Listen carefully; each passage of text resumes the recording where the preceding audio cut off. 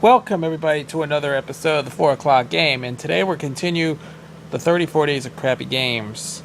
And today we're going to feature another horrible game. It's called Ghosts and Goblins. This game was released in 1986 for the NES, and this game was made by a company called Capcom. Ghosts and Goblins was one of the three games and one of the first of three titles for the NES that was first introduced in 1986, which was when many of the third-party companies that was brought over them to publish this thing for the NES when it first came out. Apparently, Ghosts and Goblins was one of them. It was an actual port of an arcade game that was released as the original arcade version that came out a year prior to this, which to the NES game when it was released. In 1985, they released an arcade game that came out.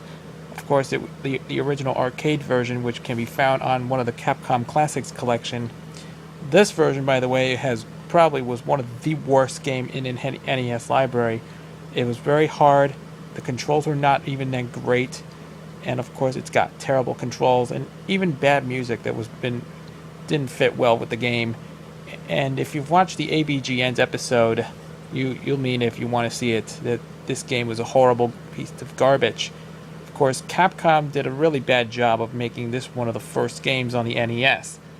And if you have followed this one, Irate Gamer did a review, but they showed most of the NES version, and a lot of them it came from the arcade version as well. But this was kind of like the Irate Gamer did an episode of this just a couple of years before the AVGN did, and when he actually reviewed it. So here's the back of the game, and you can see it says Capcom Premier Worldwide Arcade Game Designer. It was copyright 1986, and you can't see that it's all focused, it's so blurry, so you can see it. It says Captain Commando Challenge Series, and this is actually, they call it the Captain Commando Challenge Series. There's that guy, that character on the back, and it says the beautiful princess is kidnapped. Her lover, knight in shiny armor, armed with 5 different weapons to fight. The enemy sets out to rescue the beautiful princess. The knight, aided by your skill, must pass through 7 different guard gates, fighting and destroying the demons, dragons, giants, and zombies. There are hidden characters, tools, some friends, some foes. Ghosts and Goblins is exciting, challenging you and the knights to rescue the princess, and the great danger escaping the Hades land of the enemies. And it also has also contains zombies waiting in the cemetery, the dragon at the 3rd gate, the demon general was a Kaku waiting at the 1st gate, weapons in the enemy's pot, giant guarding the area, and watch for flames that shoot up from the sea of fire. This has got to be pretty hard. I think Capcom actually did like I said, made a good idea to try to let's port this game from the arcade and made it into the NES. And this ends up being one of the hardest games in any collection because it's absolutely the worst. But I played this game in the past because when I was growing up, I can't manage to beat the game, and I cannot get past the 3rd stage of the game, and it was horribly bad. And because it's a very tough game, and you can see what's on the top, says state-of-the-art has resolution graphics. I don't know why they actually did this in one in the first place. State-of-the-art high-resolution graphics. It has 1 megabyte memory. Yeah, the cartridge only have one. The NES cartridge has 1 megabyte memory. This is absolutely one of the hardest games. And Ghosts and Goblins is like I said, is one of the 3 of the early first titles in the Capcom games that are released on the NES, which came out around November 1986, and it's absolutely worse. So, like I said, I am not going to give you the full run of the game. So, what I'm going to be doing right now, I'm going to play the actual game. I'm going to play this final stage. So, without further ado, let's kick back and relax and enjoy them, and I will be playing the final stage of the game. We're not going to be doing the rest of the game because it's pretty long. It took forever to beat. So, here we go. I hope you'll like it. So, let's get on with the game, shall we? Okay, here we go with Ghosts and Goblins. So we're not going to play the entire run of the game. If you want to see the entire playthrough of the game, we're going to just check out our channel. Now we just go into the stage select screen. We're not going to play the entire game. And you have to choose your stage select. You have to go to any of the stage you want. You have to go to stage number 7. I know a lot of people you have seen the AVGN episode. Yeah, it's one of the hardest games ever on the NES. Prior to that, the Irate Gamer reviewed this game, did an episode on that, mixed with just both NES, and of course it has some gameplay footage from the NES, and then they showed gameplay footage entirely in the arcade version. I don't know if you've never heard or played the I played the arcade version, but it's still hard. So now we're gonna go to stage number 7.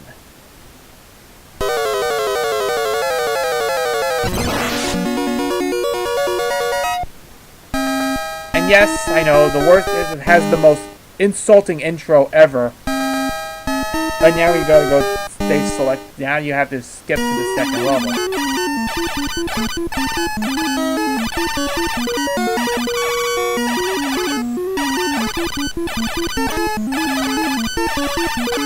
This is like the final boss.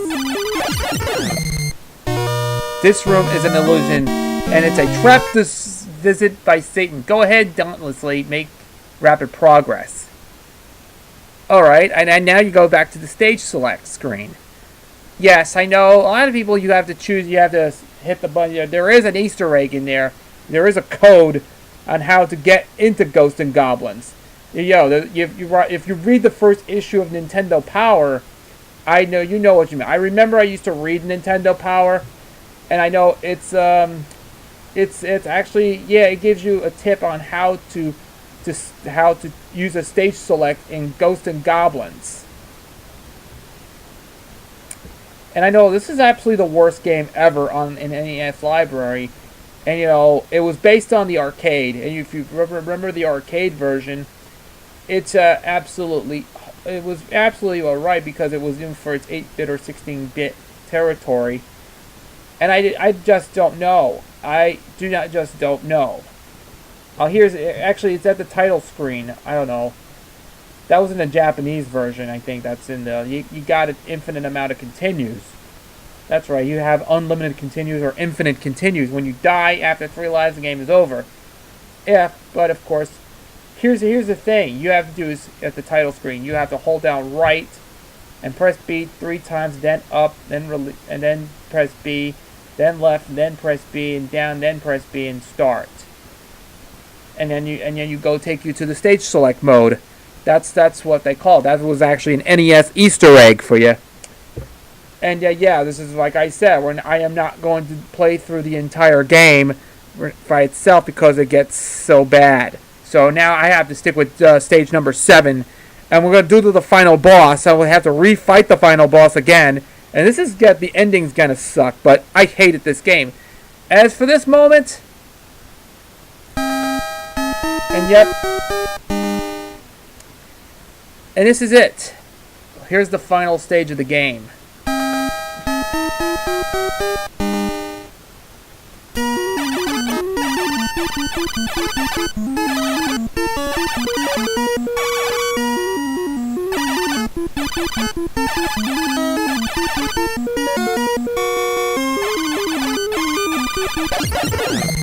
And now's the end of the game. And what is this? This is the spelling thing. They got it wrong this time. It says, "Congratulation. This story is happy end. Thank you." According to what it says in the Irate Gamer episode, if you remember the Chris Bohr's, the Irate Gamer, mentioning about Ghosts and Goblins, this is what it does look like, ladies and gentlemen. I just want to tell you all about this game. It's the worst game ever made, and I don't know why the ending is doesn't make any sense at all. But this is what it does look like. Just a damn Listen to this. And it's time to take Satan down once and for all. Yeah, I know. I already beat the final boss in the game. Thing, kid, and go home. Yeah, it's a reference from Star Wars. So after defeating the game twice, we finally reached the end. But wait just a damn minute. This story is happy end? Happy end? Are you kidding me? Are you telling me that Sony forgot to proofread this thing? Yeah, like they did in the NES version. Yeah, that's the same thing. I mean, this should read, this story is a happy ending. And I'm pretty sure congratulations has an S at the end. Yeah, that's right. That's what it says here. And this is what it happens in the next cutscene.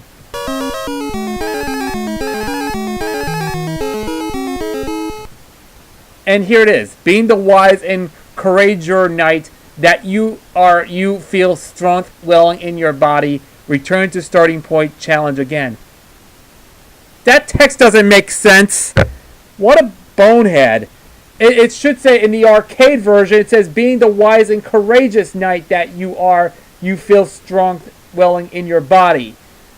And it says in the arcade version, it does not say, return to starting point, challenge again.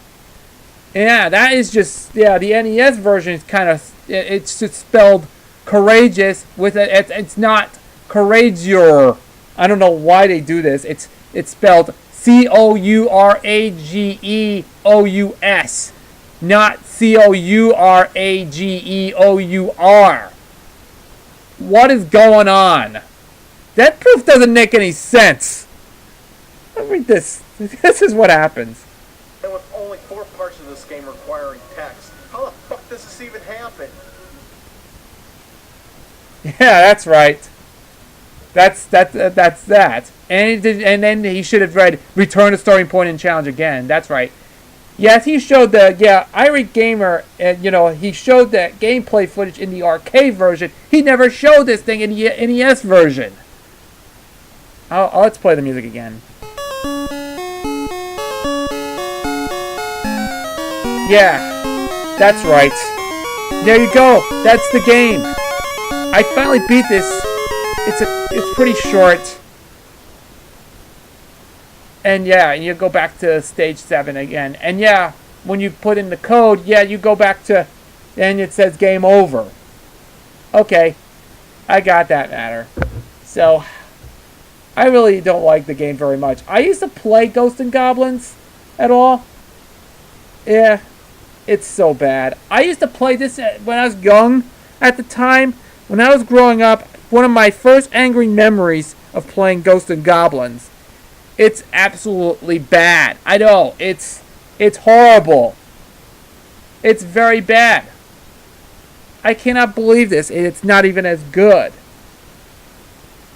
I just want to show you the whole game and idea is I can't stand this game anymore and I cannot really describe it.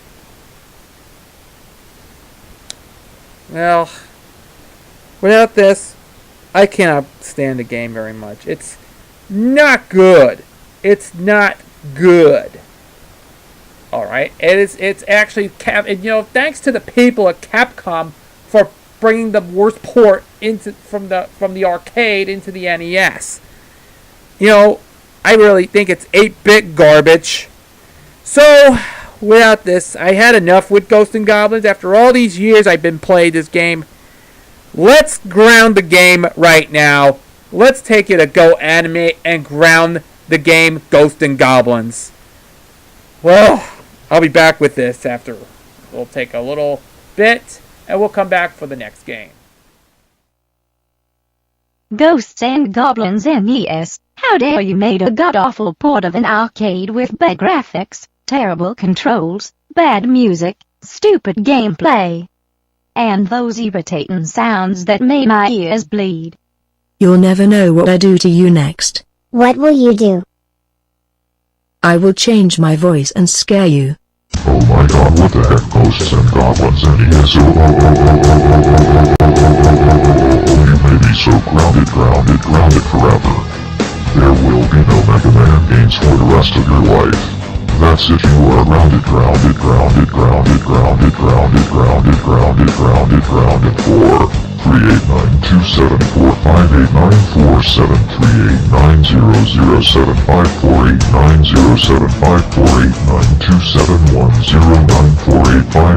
plus 1,234 decades.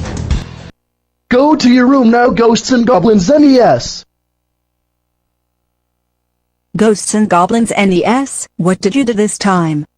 I made a video game which was a terrible port of a classic arcade game from Capcom with bad gameplay, terrible controls and those horrible sounds that make your ears bleed. What the Ghosts and Goblins NES? How dare you make a stupid port of a classic arcade from Capcom? This must been the worst thing you've ever done. You were so grounded for 1-8-9-2-7-3-8-9-6-2-9-8-4-6-7-9-8-5 ages. Go upstairs to your room and sleep for 100 zillion years and months. Why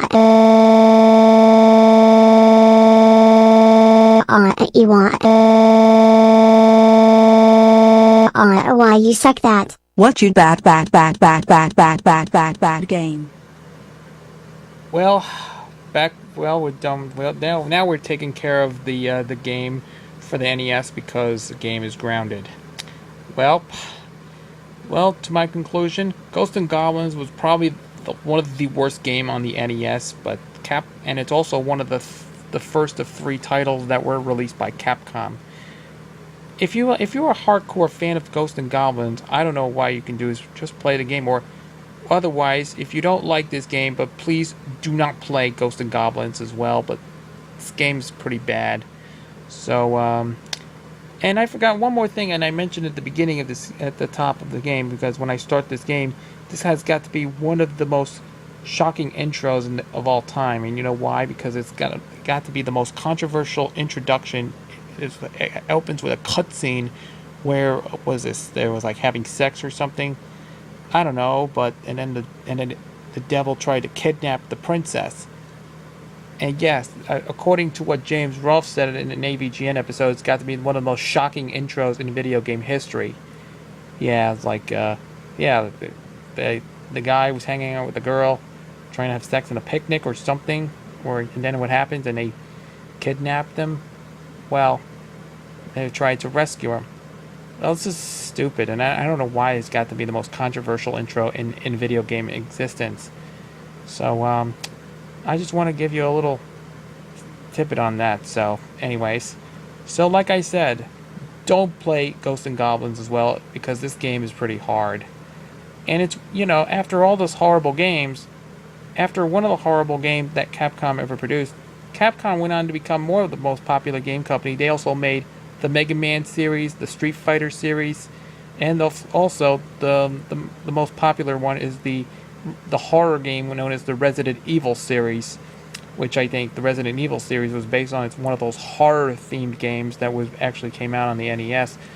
But the fact is, Capcom went on to become more games. They made a lot of great games on the NES. They did a great job. Legendary Wing, Section Z, and the Mega Man games. There were a lot of great games. There were many popular games that came out.